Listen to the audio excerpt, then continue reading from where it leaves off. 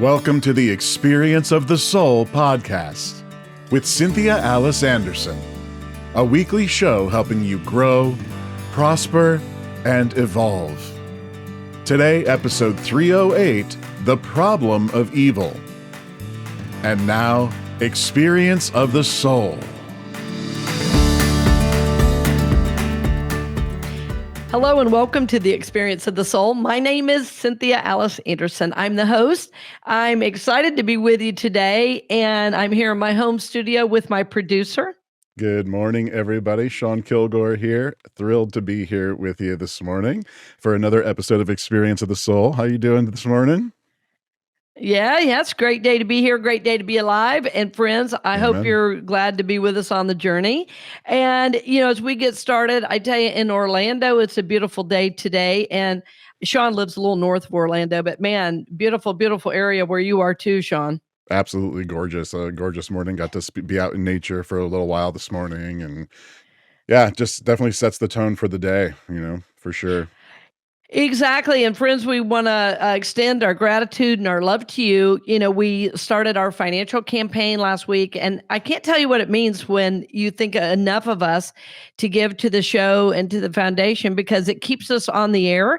I have what's called a charitable corporation. So when you go to my website, either experienceofthesoul.com or cynthiaaliceanderson.com, either place you can give a donation, and I can assure you that those funds go back into the making of the show, the establishing of our online ministry and continuing that effort.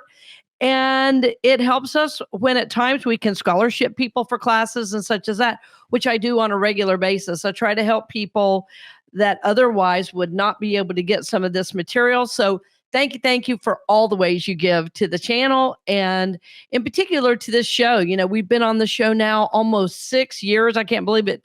In a month, it'll be 6 years that we've been on the air every single week. And we thank you. Thank you just from the bottom of our hearts for supporting us. Thank you so much. Absolutely. So, Shawn, will you give us our title for today one more time? Because it's kind of a big title. We even had a couple of false starts today getting on the air.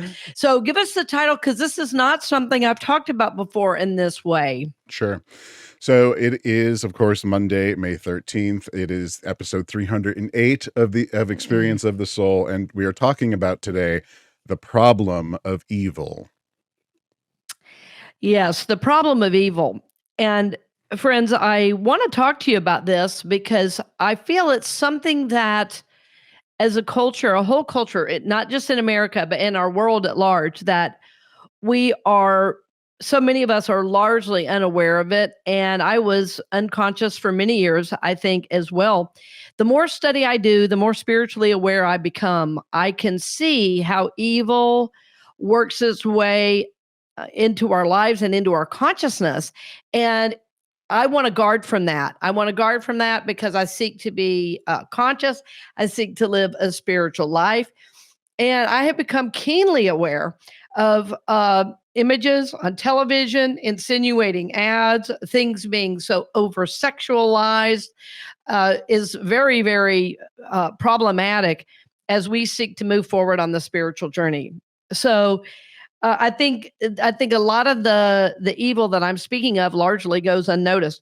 That said, I want to back up and say that it was interesting as I prepared to even talk about this topic that I had to deal with a few things in my own consciousness. And one of those things is that I am from a denomination. I was ordained in the Unity movement, and in Unity, it's rare to hear a minister talk about evil. The reason for that is that our movement grew out of a desire to help people on their spiritual journey and to support whatever spiritual path they were on, whether they were Baptist, Methodist, Presbyterian, Episcopalian, Catholic, whatever your spiritual background, we wanted to support you. And the denomination itself grew out of a prayer and meditative practice that was healing, that was focused on, moving our thoughts from thoughts of lack or illness to thoughts of health, prosperity, goodness, wholeness, health, healing. Did I say health twice? I may have, but we are considered a healing movement. And it is because our founders had a profound spiritual healings. So I want to preface what I'm saying by saying that the founders of Unity, even though they were super focused on the positive, in fact, in the early days of Unity, talked about evil on a regular basis. And what they would say is things like, evil has no power over me, or I don't believe in evil. But when they were saying, I don't believe in evil, when you look at it in context, they weren't saying evil doesn't exist. What they were saying is evil has no power over me. And I've seen that written in early documents as the founders of Unity were trying to find language to talk about what's going on in the world and still come around to the idea of divine order. So this is a really big topic. And the main reason I want to bring it up is simply to bring a little more consciousness around it into our lives so that we don't have to work so hard on the positive statements, right? So probably if you're listening to this show, you probably pray or meditate every day. You probably work on your consciousness of manifestation. You probably know about the law of attraction. You're probably interested in how to create more goodness and wholeness and healing in your life, right? So these are the type of people that are drawn to my message. They're people that are in recovery. They are people that are seeking to live a spiritual life, and in fact, seeking to have their life make a difference, right? To their families, to their kids, and even in the world at large, right? That we want to walk through the world as conscious beings. I know that many of you have done therapeutic work, inner child work, rebirthing, reconnecting parts of yourself that you have maybe left out. You're in the process of integrating, a great deal. So I know that you're highly, highly aware. I know that you are, seeking to be in integrity with yourself and your business and your clients. That all these are aspects of how you're trying to walk in the world. Well, what most of us don't realize is that we have what I'll call, just for ease, is drags on our energy. There are things, there are sometimes people, sometimes relationships, but certainly what I'm speaking of today is images and messaging from the culture at large. Some of those images and messaging are from social media. Some of them are from television, from Netflix, from Amazon Prime, all the bigs. Friends, they're very happy to bring you images and messages that help you buy things you don't need, that are giving you ideas about yourself, about God and the world that you may or may not believe. And so we want to be conscious about what are we letting in to our own consciousness. And because we are so bombarded with images every day, we tend to go unconscious about what we're taking in. So, and I've had a couple of different friends over the years and family members too that I've been with in various situations, and they are watching things that are what I would consider evil. And this is not to diminish talent and acting and things like that. This goes beyond what the actors are doing, and this becomes what is the messaging behind the story. And the things I see most often are the over-sexualization of all of us as human beings, certainly of children, most definitely. We've seen and heard more about human trafficking in the last decade than I've heard before. There's examples in television and movies. Yes, there's stories of healing as well. But I want you to think about the number of times you have watched a program and you have seen rape scenes where you have seen over and over and over people being killed, people being violated sexually, and how this happens over and over and over. And that it's happened so often, you rarely notice it anymore. And this is my concern, is that we have gotten to the point where where we have seen so much that we are not careful about what we allow into our consciousness, that we've gone unconscious about these images. And I had a dear friend I was trying to talk to about it, and she just wasn't aware or even willing to hear that some of the programs she was watching might be impacting her thought process negatively. And so I want you to think about what you've watched, let's say, image wise in the last couple of weeks. Think about the shows, what were the themes, what was happening. And then as you get that, I want you to set that aside, and I want to ask you a question. Let's say when there's a big game like the Super Bowl, or there's a big tennis match like Wimbledon, I want you to think about the amount of money advertisers pay to get images and messages in front of you. And if you've done any research at all, you'll know that that number is, they will pay millions to get messages in front of you and images. And why is that? Because we know if we see it, we can't unsee it. Right? If you see a message about happy people drinking beer, you can't unsee it. And not only happy people, sexy people.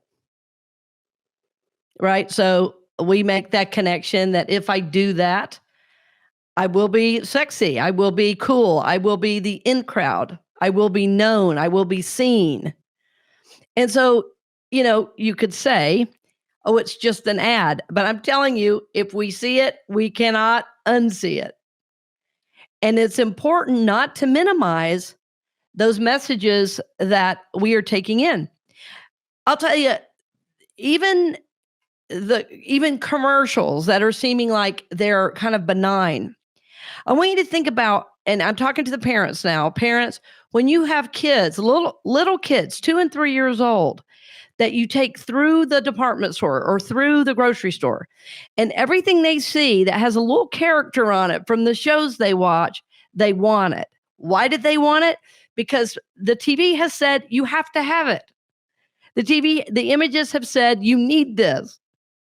And I'll tell you how I know that is when my son was little, until he was like 3 years old, I did not have a TV, and that was on purpose. Because I did not want him learning that he needed things he didn't need. I did not want him learning that he was not complete without buying things. And the interesting thing, as he has aged, and I have watched the difference between the way he is with wanting things and the way his friends or other people are his age, they are constantly wanting, buying, spending to keep up with their friends. It's like they're never full. It's like, it would be like if you sat down to dinner and you constantly ate and never quit eating. And so why am I saying this? I'm saying, friends, I want us to become conscious of how these messages, how these images are informing our journey, not just to have us buy things, but there's even a more, I'll call it insidious. I mean, that sounds intense, but these some of the shows are that let me finish my sentence. Sorry, let me back up. I think some of the messages are even insidious. That's the word I'm going to use. There was a show I was watching. I thought it was going to be really good. I heard from several people it was really good. And it was a show that constantly was belittling Christianity. It was a constant joke about Christianity. And it was demeaning people of faith. It was demeaning spiritual leaders. But not only that, it was giving power and energy to evil. It was giving, that was a part of the show. That was literally the entire point of the show, was what we would call growing up, making fun, making jokes about and belittling Christianity. And I tried to watch the show, And I was 20 minutes in and my stomach started hurting. I said, this is, I had to say to this friend, I know you really like this show, but I can't do this one. This is belittling people of faith, and it's actually insinuating that people of faith are dumb, that they are naive, that they are unaware. And to me, that's not funny.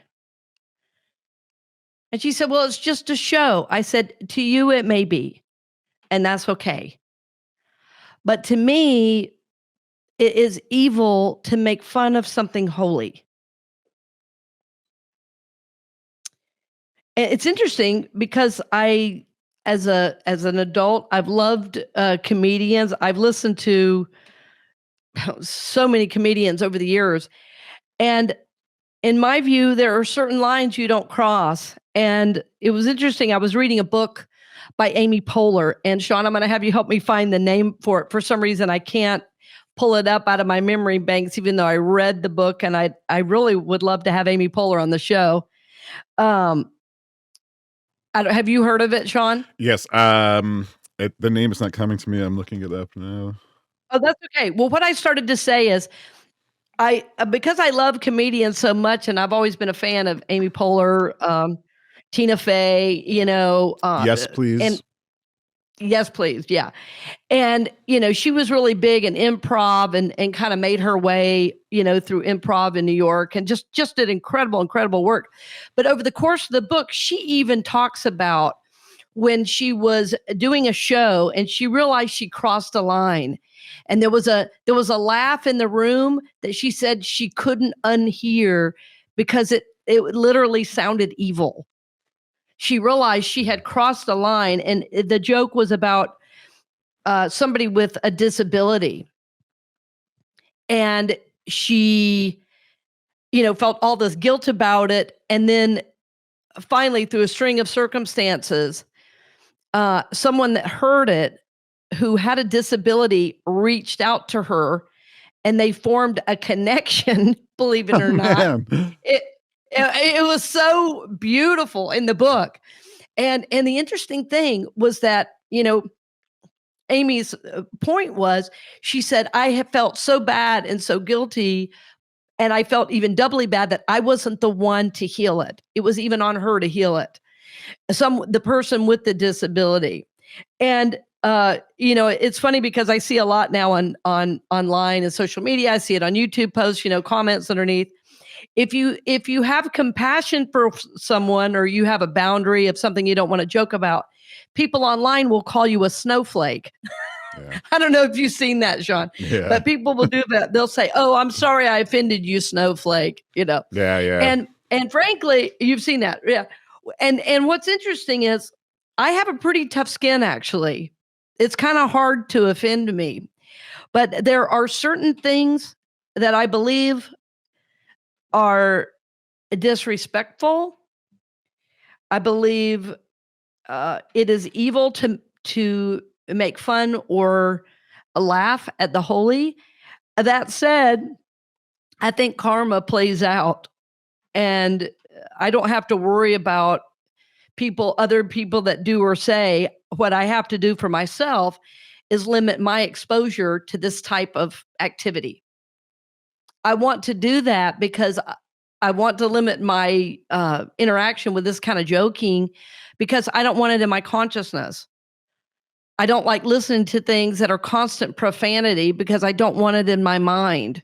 Those are lower vibe words. I know they are.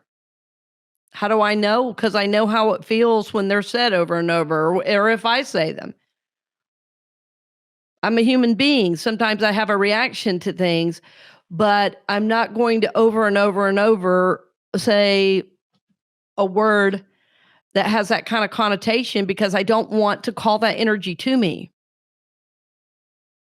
So I'm bringing this up today simply so we can work together and be more mindful to choose out of those unknown ways where we totally go unconscious about what we're letting in terms of images, and even, like I said, in terms of messages. I grew up in an era when rap started, and I remember the first rap and hip hop songs. I even remember when I taught school for a while, I taught music, that with my music class, we wrote a rap, and I insisted that there be no profanity and no, demeaning of somebody else. And somebody said, well, that's rap. And I said, well, not in my class. Not in my class. And I said, the reason that's part of rap is because the people singing, that's their experience and that's what they know, but that's not our experience or what we know. So do we want to go backwards in consciousness, or do we want to go forward in consciousness? So it's interesting. What I started to say is I grew up in a mostly, well, basically all Black neighborhood. And when I was in elementary school, it was all Black school with 2 white kids, and I was one of them. There was a boy as well in my class who was white. And so I grew up largely in the Black culture. I have attended Black church many times. I loved rap. It was, playing out of every car in my neighborhood, even though in my home there was classical music and folk music and hymns. But I loved rap because I grew up in it. And I still, from time to time, listen to it. But I have to limit how much I listen to it because the messages are so negative, and I'll find myself going down the road singing it. And not only if I'm singing it, you know what that means? I'm going to start living it. And you'll see on the news, a rap star was just put in jail. Basically, they'd sung about, killing somebody in a song. So I'm using that as an example, but where I really, got the idea about this is that show that was so demeaning Christianity. So we really want to be aware of how what we see in media, television, music, affects our consciousness. I mean, I want you to think about, if you go around, singing a song all the time, what are you going to be focused on? And we know our thoughts, our feelings, our beliefs, and our ideas are what create our total consciousness. And if we want to bring good and holiness and peace and joy into our lives, and we're constantly taking in these negative messages, it gets harder and harder to overcome those negative messages. And so the pieces I've seen recently, though, they're more than negative. They're evil. They're evil. And it's interesting. I was, doing some therapeutic work several years ago, and there was a show I totally loved. And there was quite a bit of violence in the show, and it was called The Blacklist. And it was great showmaking. It was great acting. I mean, it was a great music, interesting stories. And it was, an FBI story, but there was a guy. So it was about somebody who was living a double life. And I started noticing, what is it about these shows? And then another show after that I was watching, it was called Arrow. It's kind of a superhero kind of show. And in both stories, I noticed there were main characters living 2 lives. And I realized I was working through something from childhood where people would act one way in public and another way in private. So as soon as I got that was the reason I was watching those shows, I shifted a little bit out of that. I shifted out of it and moved into a different kind of way of watching and approaching the shows I watch. It was fascinating. And recently I kind of went off the deep end. And I literally covered up my TV. I just need a break from all those images. It's like I work with people all day, every day, who are trying to overcome negativity, evil, health issues, childhood trauma. They're working all day. They get up, they meditate in the morning, they work all day, then they work with me at night or do one of my courses, and they're trudging through the day. And I say, what is it tell me about the rest of your life. Is there a show you're watching? How much time do you spend on social media? And it's interesting with the kind of things people are watching and the amount of time they're spending plugged in. really does have an impact on how they feel. And I say, it's great to watch shows, it's great to spend time on social media, but you have to balance that with other things. You have to balance that with the kind of things you're bringing in, with spending time in nature to release some of those energies, listening to positive messages like the podcast. Yay, I'm glad you listened, where we're talking about positive things and waking up and becoming conscious. Because everything being thrown at you is about the fear of missing out. It's about what you need that you don't really need and things like that. And friends, think about it. Would you ever try with your own children to get them to believe they need something they don't need? Well, this is exactly what our culture is doing to all of us, telling us we need something we don't need. And also minimizing who we are in the process. The characters on television and men, I talked about the rape scenes for women, but for men, the images of men are so limited. You're either a superhero or you're a super nerd, and there's nothing in between, and there's nothing complex. Men have been minimized by the media as well, and to me, that's evil.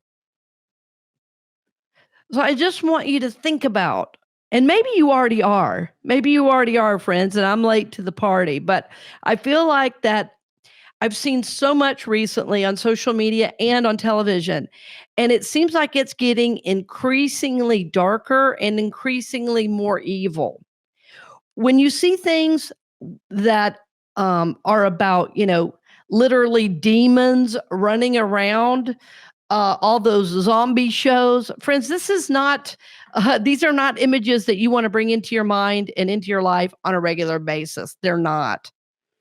So I really want you to consider, if you're not already, taking a break totally from television, or at least watching the minimum, so that you have time in your life and in your schedule for other things, elevating things that bring goodness and wholeness into your life, like healing things, wholesome things, time with friends, time playing a game with your kids, walks in the neighborhood, sitting out on your front porch and saying hi as people walk by with their dogs, going to the lake, going with friends to dinner, anything other than taking in these images and these messages of evil, of lack, of limitation, of not enough.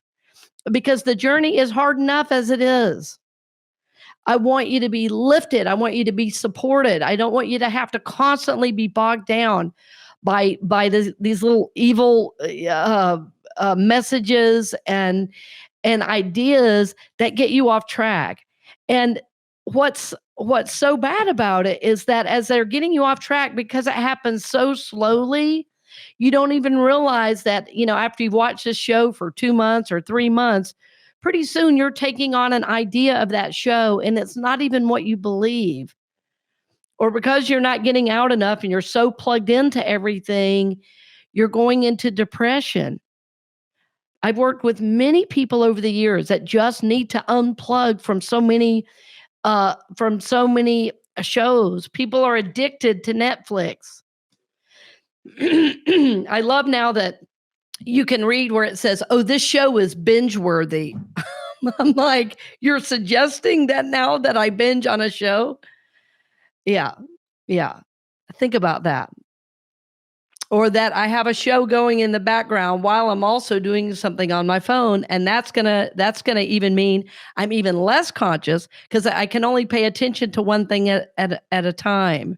So friends, please really, really think about this. In my family, we are becoming more conscious about it. We're talking about it. And as I say, I'm taking a break from the big living room TV. And it feels really freeing. I literally took a tablecloth and covered it up. And I said, you know what? I need a break from this energy in the house. Even though, there are great shows on, and there are fun shows on, and there are comedies on and everything. I just know I need a break.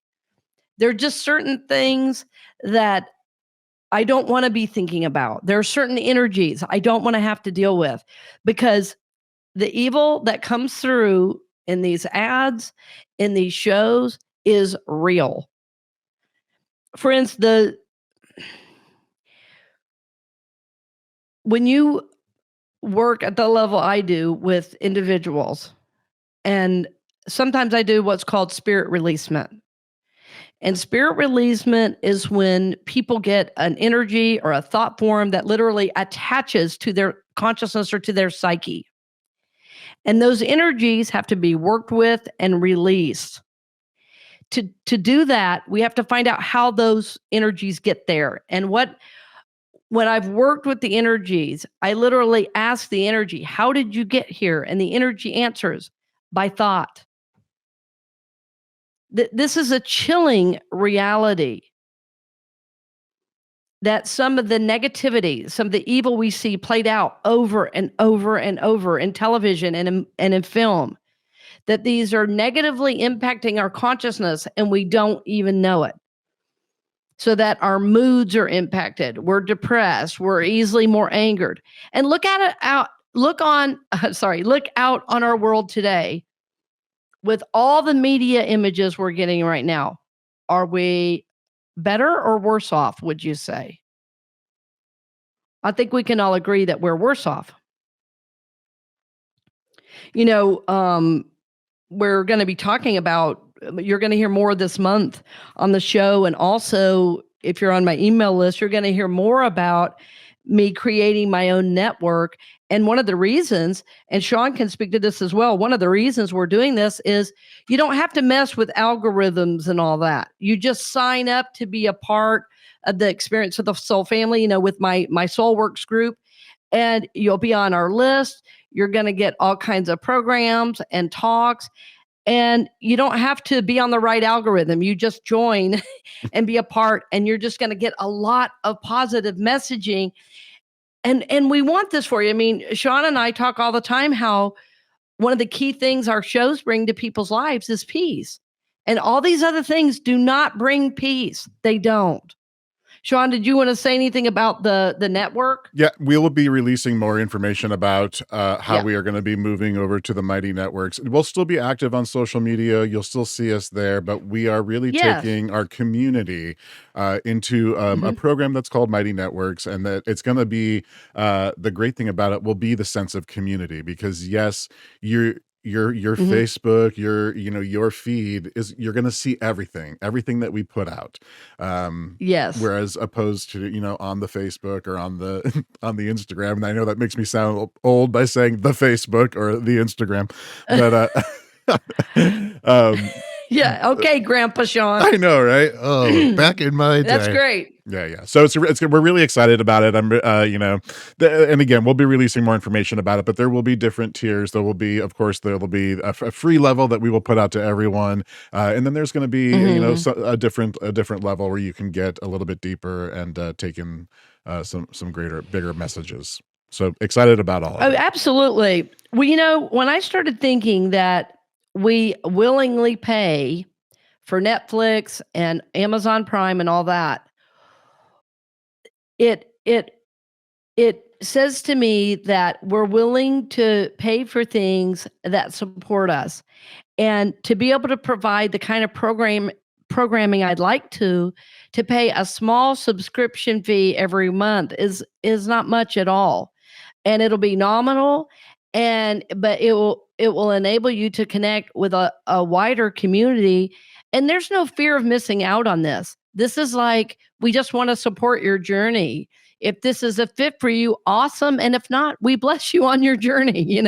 We're still going to provide the podcast and everything else. So we just want you to know about it, because we really believe in providing programs that are supporting your journey, not taking away, not adding evil and negativity, but we want to lift you up. We want to support you. We want to bring you peace. And friends, I'm honored to do that. So my hope as you move forward on the journey this week and over the next few weeks, just notice what you're watching. See if it's impacting you. Like, get curious. Is this impacting my life and my journey? Maybe your consciousness is, maybe it isn't. And I'd love to hear about it. Maybe you're going to notice, you know what?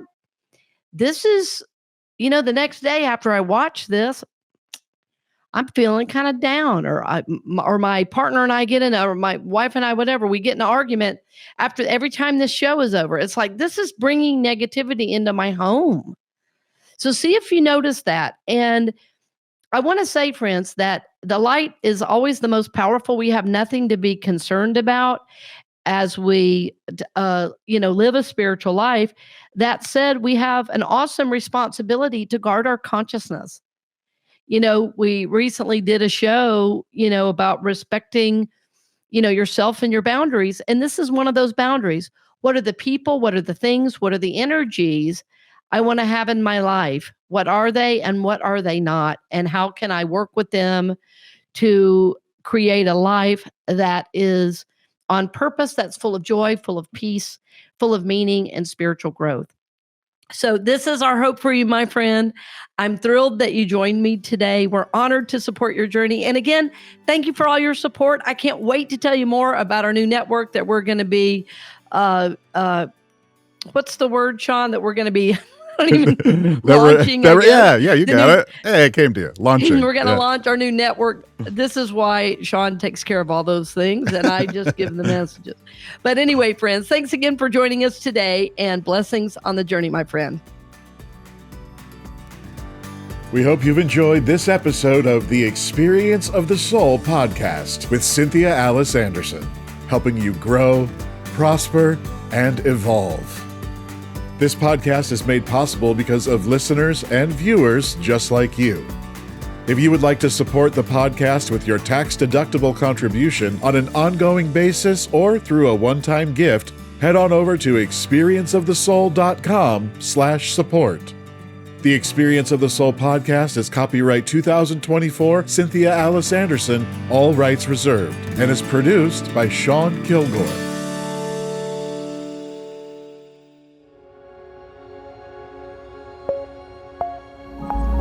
A production of the Soul Works Group, Incorporated.